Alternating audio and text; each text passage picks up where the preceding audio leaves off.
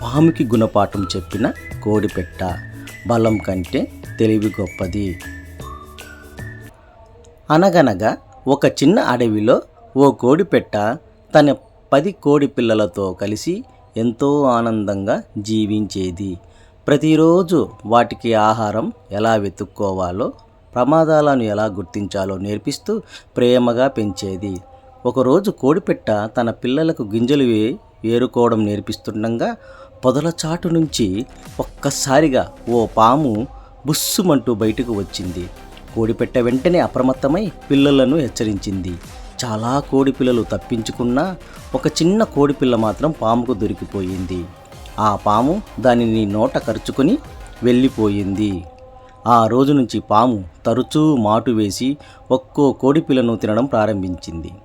కోడిపెట్ట ఎంత జాగ్రత్త పడినా దాని దాడులను పూర్తిగా అడ్డుకోలేకపోయింది. చివరకు దానికి 2 కోడిపిల్లలు మాత్రమే మిగిలాయి. దుఃఖంతో నిండిన కోడిపెట్ట చివరి ప్రయత్నంగా పాము పుట్ట దగ్గరకు వెళ్ళి, దయచేసి నా మిగిలిన 2 పిల్లను వదిలేయ్ అని వేడుకుంది. అయితే పాము నిర్దాక్షిణ్యంగా, నేను నా ఆహారాన్ని తింటున్నాను, రేపు వచ్చి మిగిలిన వాటిని తింటాను అని చెప్పి పంపించింది. దానితో పాము మాటలు విన్న కోడిపెట్ట నిరాశ చెందలేదు. బలంతో గెలవలేనప్పుడు తెలివితో గెలవాలి అని నిర్ణయించుకుంది. వెంటనే తన స్నేహితులైన తేనెటీగల వద్దకు వచ్చి సహాయం కోరింది.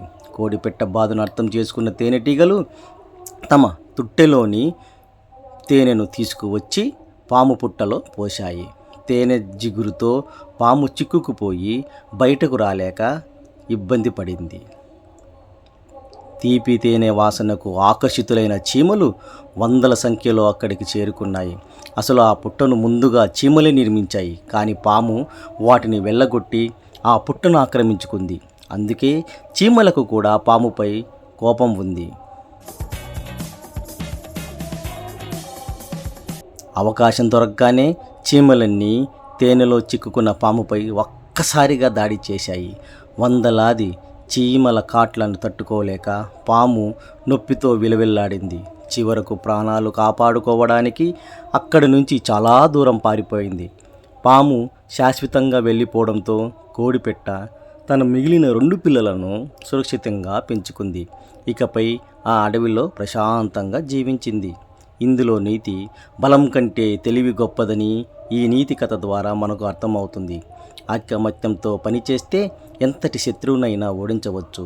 ఆపద వచ్చినప్పుడు భయపడకుండా తెలివిగా ఆలోచిస్తే పరిష్కారం మనకు తప్పకుండా దొరుకుతుంది.